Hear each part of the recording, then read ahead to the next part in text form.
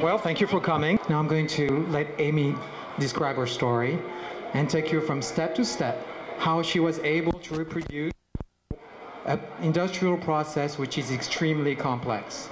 So let's clap and say hello to Amy. So I'd like to thank all of you guys for supporting me on doing chocolate. I love the chocolate show. It's really fun, and I've been coming here since I was a kid. I wrote to many people asking them how I could make my own chocolate. And the expert told me, sorry, but you cannot make your own chocolate. They told me this is because it's too complicated. You need big factory machines. You need years of experience, and if you do, it'll come out really gritty. But I didn't give up. I researched it and learned about the New York Botanical Garden and found out that chocolate came from a tree. And here you can see a cacao pod. I grew my own tree, and I wrote to Maricel Priscilla, the author of my favorite book, The New Taste of Chocolate. In this book, it told me a lot about chocolate. One of the things I learned is where chocolate is grown. It's grown by the equator where it's very warm. One of the best places to grow the cacao tree is in Venezuela. Here you can see a family that harvests the cacao trees. I thought it was very interesting because my mom's from Guyana, which is right next to Venezuela. Here you can see a cacao tree, which is where chocolate is grown, and on the tree is the cacao pod, which is right here. And here you can see a woman cutting the cocoa pod in half so that she can get the cocoa beans out. This is the inside of a cocoa pod, and these are the cacao beans. They're very white and they're very slimy. It's like a fruit. It's very sweet. They get rid of it by fermenting it, which is kind of like a compost pile, because they put the beans under big banana leaves, and it's like a compost pile because it's very moist and warm. That's how it gets its color. I then met Maricel Priscilla, and she's now my new friend because she gave me a whole bag of cacao beans for me to start making my own chocolate. The beans were Trinitaria Hacienda La Concepcion from Venezuela. Here you can see me smelling them, and you can see that the beans need roasting because of the smell.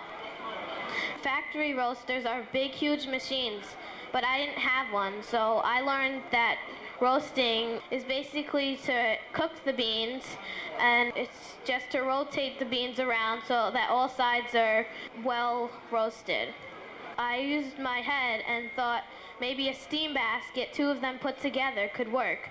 And here you can see it, that it actually works pretty well. And this is my roaster.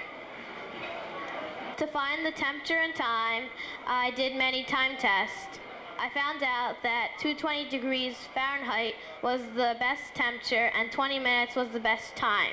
I could tell by the smell of the beans. When I took them out of the roaster, they smelled like fresh brownies from the oven.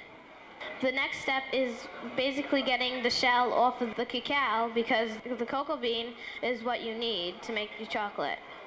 And this process is called winnowing. This is a big factory winnower, but I didn't have one, so I had to come up with my own idea.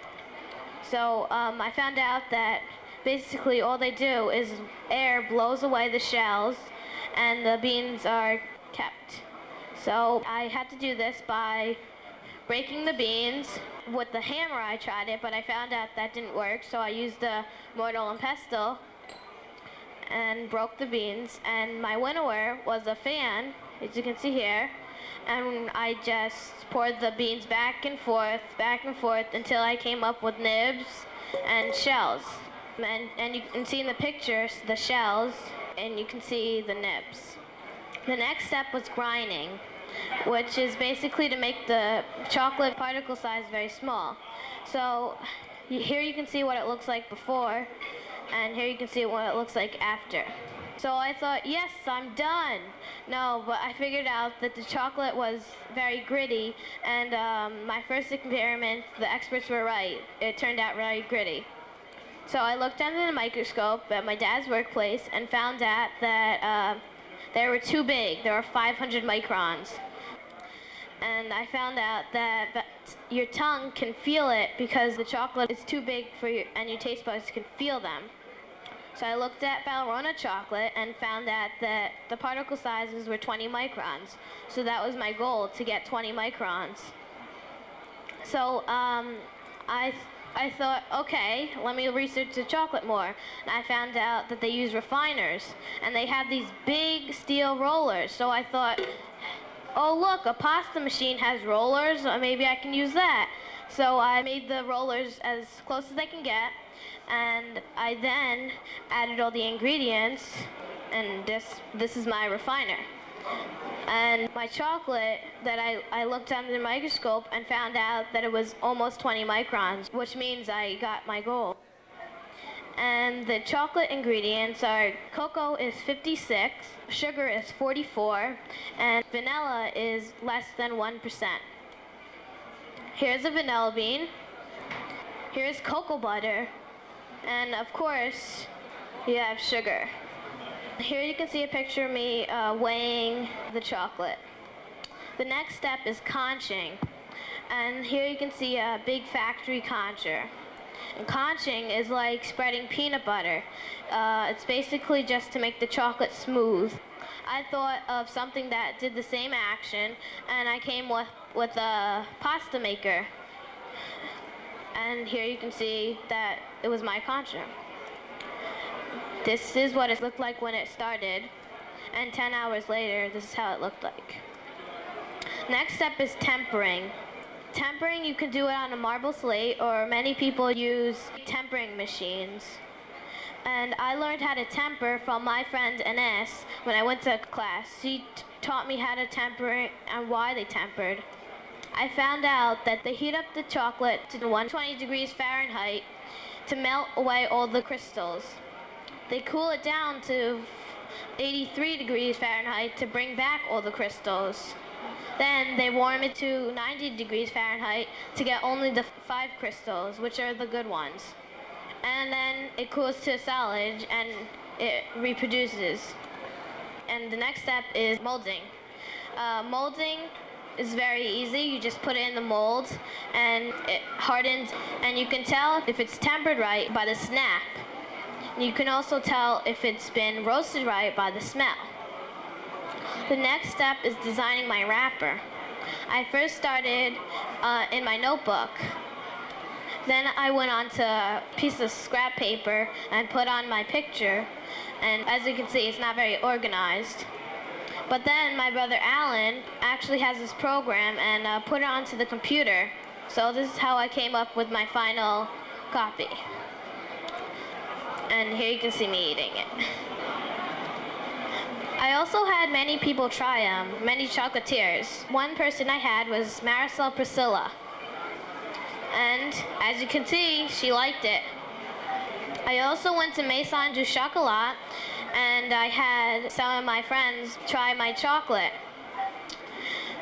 And they tasted it, and they enjoyed it. A couple weeks after, they called me up and asked me if I could come over and have Robert Links, one of the greatest chocolatiers in the world, try my chocolate. And he came and he had my chocolate. He also wrote in my book a message for me. And here I translate it, and it says, "To Amy, for sharing the passion for chocolate with all my congratulations. I hope that you will continue to do extraordinary things. Encore, bravo, Robert Links." I am proud to say he's my friend, Robert Links.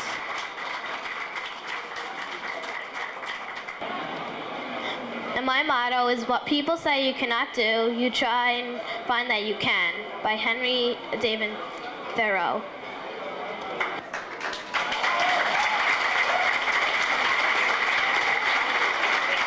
Thank you very much.